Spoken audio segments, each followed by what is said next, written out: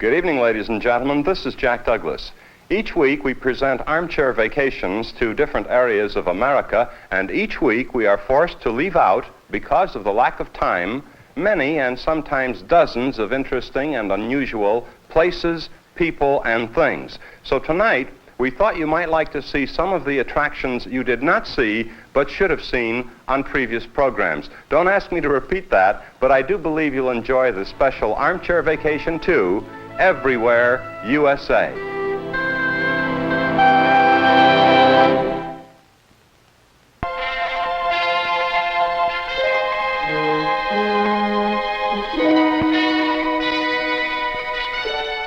You and I have been invited to a real old-fashioned New England clambake.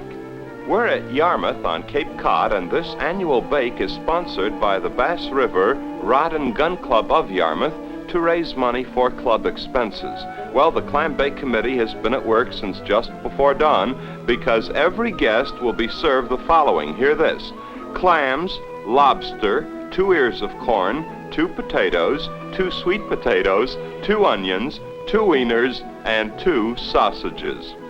The picnic tables are covered over with gaily colored paper, and large stones are then tossed into the huge fire. Now, these heated stones, not the fire itself, will steam bake the goodies. Superheated, the stones are spread out and leveled. And now, you barbecuing fans, watch this operation closely. Wet seaweed is tossed over the hot stones until the seaweed pile is 2 feet thick. Next, the baskets of food are added to the seaweed pile, everything except the lobsters, and then these are covered with a sheet. The lobsters, and only the lobsters, are placed atop the sheet, and then a wet canvas is placed over the lobsters and secured around the edges so that none of the steam can escape. Now, the vapor from the clams and seaweed goes up, the juice from the lobsters goes down, producing a unique and unbeatable flavor to all the goodies. Well, at last the hour is up, the canvas is removed, and the delicious aroma is enough to drive a person crazy. Presto, the chow line is a mile long. Yes, they had watermelon too on top of everything else, and we left this New England clambake with a light head, a terribly heavy tummy, but a happy promise to be back again next year. Also at Cape Cod and Chatham, be sure to stop at the Christopher Ryder House, an excellent New England dining spot which also features a first-rate musical revue. These are the Happy Banjo Hobos of Holliston, Massachusetts, a group organized 5 or 6 years ago and rapidly achieving national fame.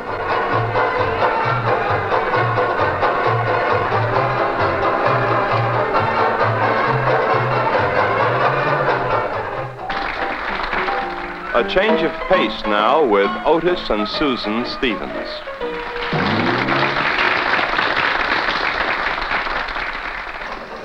And now the Happy Banjo Hobos rip out a rousing finale.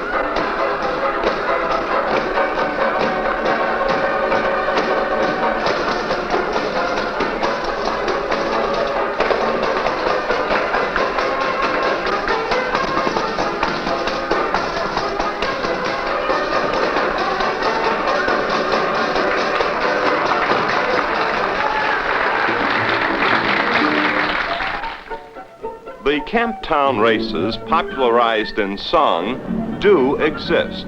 They take place in May at Ashland, Virginia, and the crowds are tremendous. I guess the Camptown could be called Virginia's answer to the Western rodeo. The atmosphere is festive, balloon sellers are everywhere, and since it's going to be a long day, not a few people will pack picnic baskets. Meantime, the youngsters are attracted to a 40-year-old steam engine that used to run a lumber mill and still operates as well as ever. The Patrick Henry Clay High School Band serenades the crowd with loud enthusiasm. The Sun Dodgers hide under a myriad of rainbow colors. And as for headgear, you name it, and you'll see it here at the Camptown races. The Hunters Relay is a team effort. A riding crop is handed from one rider to the waiting rider.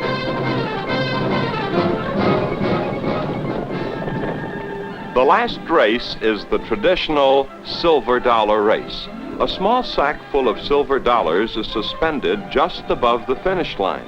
Now, this is a mule race, by the way, and the sack of dollars will go to whichever rider manages to grab the sack while still astride his mule.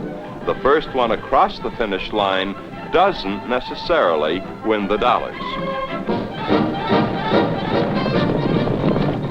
Well, the first three to cross the finish line missed the sack, but the rider in the foreground caught the prize. Then the sack broke open and the dollars spilled out. He doesn't mind picking them up, though, assisted by hero-worshipping Small Fry. All except one. Still in Virginia, we're now at Hampton Roads, and we've come here to visit old Fort Monroe, to learn of an important but little-known sidelight to American history. Here, 5 weeks after the assassination of President Lincoln, Jefferson Davis, the President of the Confederacy, was imprisoned, accused of having plotted Mr. Lincoln's death. In the North, powerful figures such as Horace Greeley ultimately secured Mr. Davis's release from prison. But in this cell, Jefferson Davis wasted 2 full years of his life, falsely accused by a man known to be a master perjurer. After his release, Mr. Davis spent a busy and apparently a happy life and lived to the ripe age of 81. There is history of a different type in Abington, Virginia, and the sign on a pole is a clue: Slow Actors Crossing. Well, the building in the background is the object of our attention, the World Famous Barter Theater, conceived in the Depression year of 1932 by an unemployed Broadway actor who offered local farmers the chance to see a play for 40 cents, or the equivalent in produce. That first year, the Barter Theater netted only $4.30 cash, but as this old photo indicates, the actors at least had plenty to eat.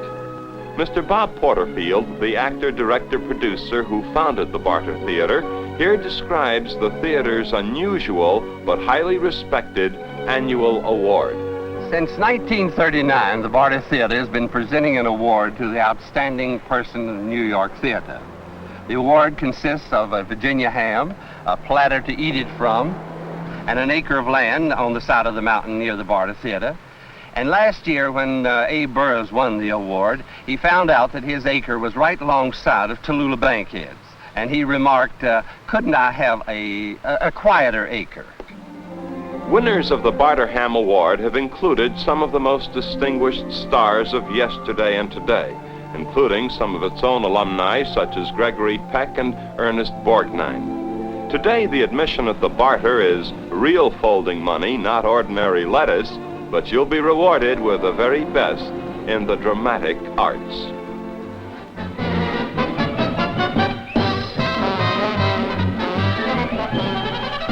No, the circus is not in town, but don't go away.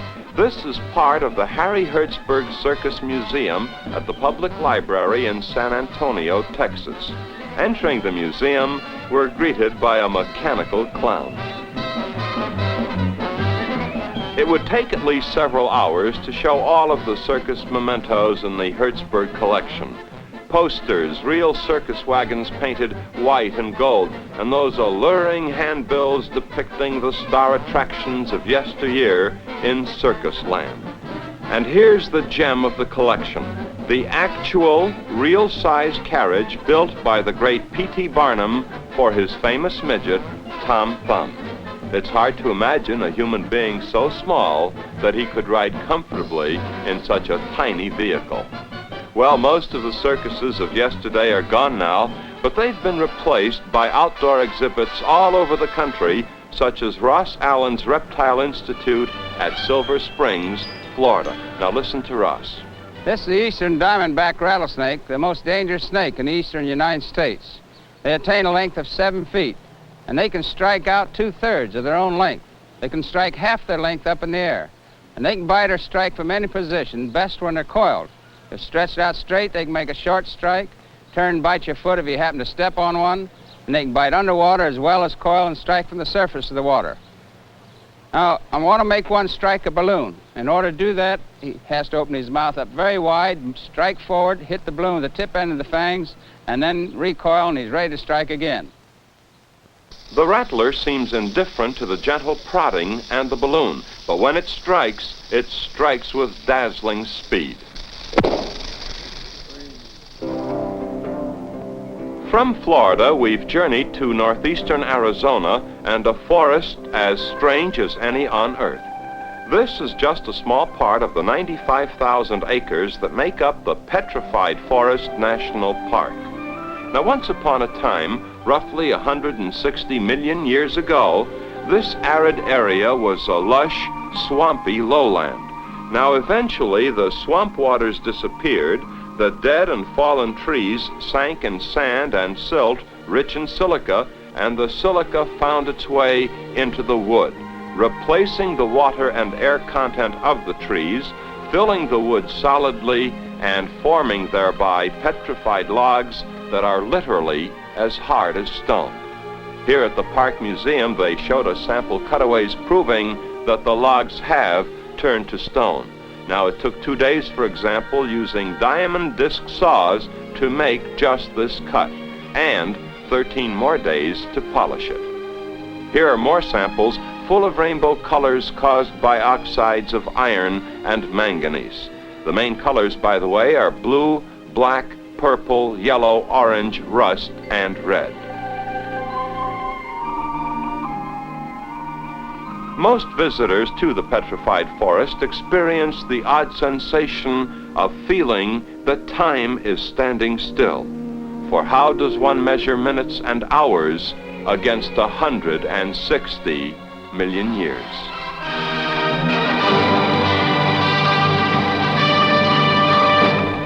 Our special vacation variety show continues in just a few moments. Right now, this message from our sponsor.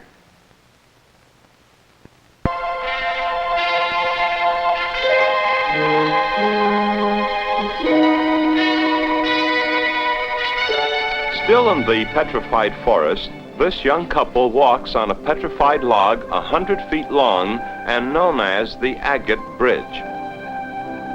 This stairway built into the rock leads to a concrete platform and a peak known as Newspaper Rock. And just a few feet away, picture writing, Indian petroglyphs, have been pecked into the surface of a huge sandstone block.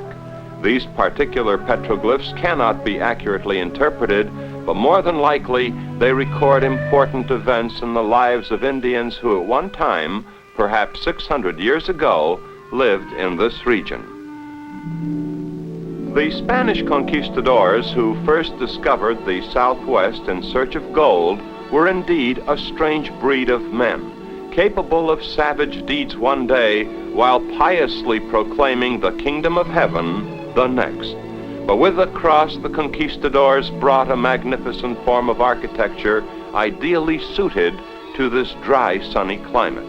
For example, this is the mission of San Xavier, 9 miles south of Tucson. Not only one of the most beautiful, but also the best preserved of the Spanish missions in America. The foundation for the mission was laid in the year 1700, and it was named after St. Francis Xavier, the renowned apostle of the Indies.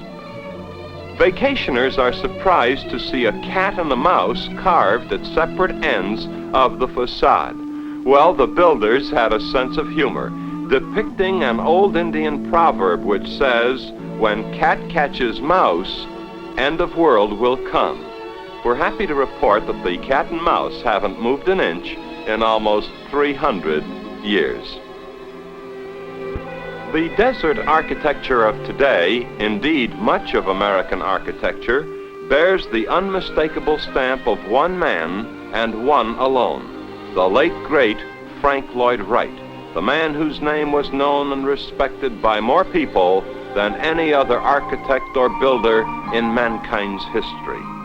Taliesin West is just one of hundreds of lasting monuments Wright left behind. Located near Phoenix, Taliesin West was built by the master builder as a school and a meeting place for the creative young minds who would design the world of tomorrow. And here are glimpses of what that world will look like as conceived by the students and the commercial architects of Taliesin West.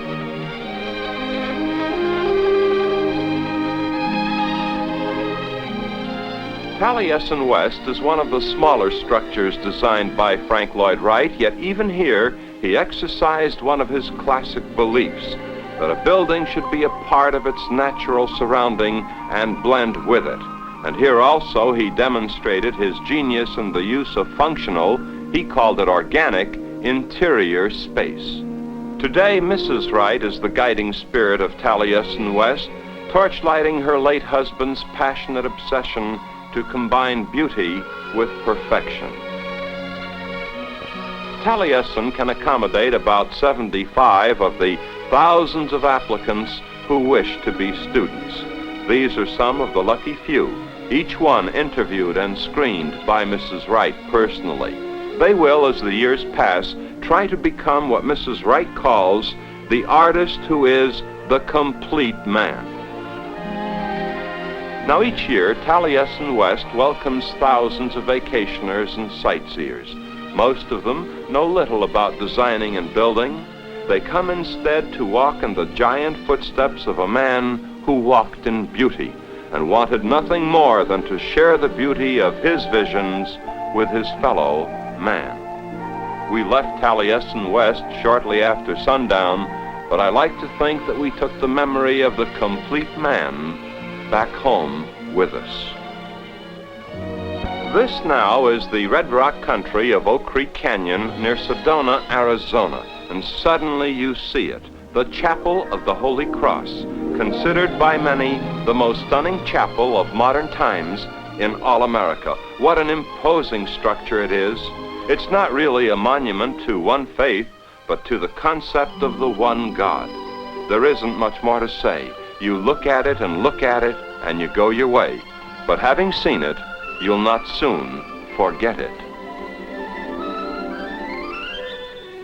The great masterpiece in Lake Wales, Florida, is yet another of America's unusual sightseeing religious attractions. Actually, except for the subject matter, it is more art than religion. An enormous mosaic of Leonardo da Vinci's Last Supper. Made of more than 300,000, that's right, 300,000 pieces of mosaic, the great masterpiece blends 10,000 gradations of color, mostly in soft pastels. This extraordinary work was made in Germany. It involved 2 years of planning, and hear this, 27,000 man-hours of assembly time. So if you're visiting Florida, it's well worth a side trip to Lake Wales to see this great masterpiece. Along similar lines, the Lord's Supper, recreated in wax but also modeled after Da Vinci's painting, took our cameras to this free exhibit on Sunset Drive in Fort Worth, Texas. The exhibit, a contribution to Fort Worth by private citizens, is the work of the Catherine Stubergs, mother and daughter of Los Angeles, California. The Stubergs spent 18 months in creating the life-size wax tableau, and we must marvel at their skill and patience, for the hair and beard of each head involved the careful placing of 40,000 human hairs. 40,000 human hairs for each head and beard. We placed a camera behind the figures and caught this emotional reaction of one of the visitors, a tribute to the lifelike quality of this excellent wax work. You know, in recent years, wax museums have enjoyed a sudden and apparently a lasting popularity, and Philadelphia has one of the best, the American Wax Museum. These Indians are part of the tableau reenacting William Penn's famed treaty with them. In wax, we relive those magnificent moments when patriots gathered to draft the Declaration of Independence, which, however, was first conceived by the brilliant Thomas Jefferson. Also present in this grouping are Benjamin Franklin, Roger Sherman, and John Adams standing. More realistic than any painting is the tableau showing Washington's unforgettable crossing of the Delaware. And a Philadelphia museum could hardly bypass Miss Betsy Ross sitting alone sewing the flag of the 13 colonies. John James Audubon, the painter, is represented, and so are Edgar Allan Poe and the venerated Walt Whitman. Great men, great women, great historic incidents. You'll find them by the dozen at the American Wax Museum.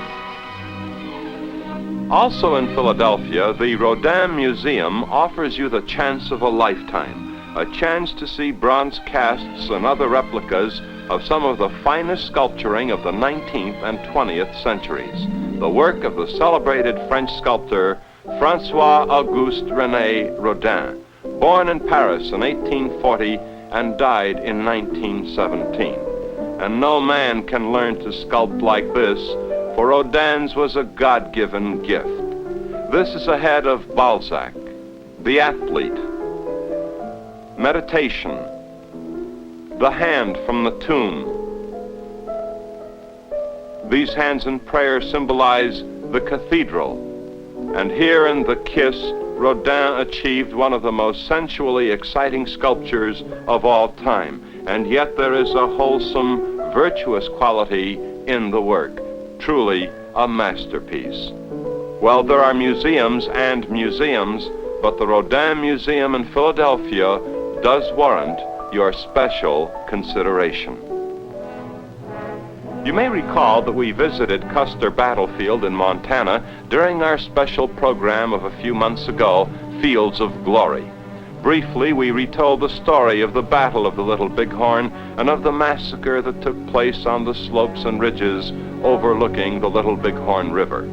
But there wasn't time for an interesting sidelight at Custer Battlefield, the Visitor Center, which incidentally flies its flag at half-mast in memory of the flamboyant Custer and his loyal troops who fought to the last man. Inside the center are mementos of the battle, revolvers, carbines, and ammunition belts that were found on the hillside where Custer fell. Also on exhibit are some of the weapons used by the Indians under Chief Crazy Horse and the Medicine Man Sitting Bull.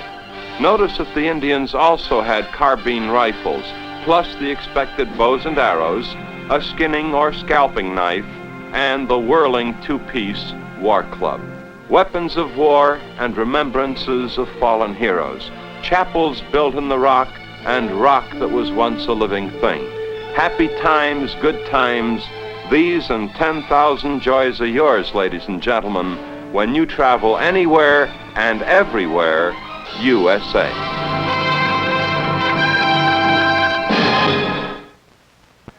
Well, ladies and gentlemen, now you have an idea of what our staff goes through in trying to make up each week's America program, and the problem is always the same: how to show everything when we know that there isn't time to show everything. In analysis, you are the one who really decides. Your letters of suggestion are very valuable to us, and in many cases, our viewers have tipped us off to new things, new attractions that we knew nothing about.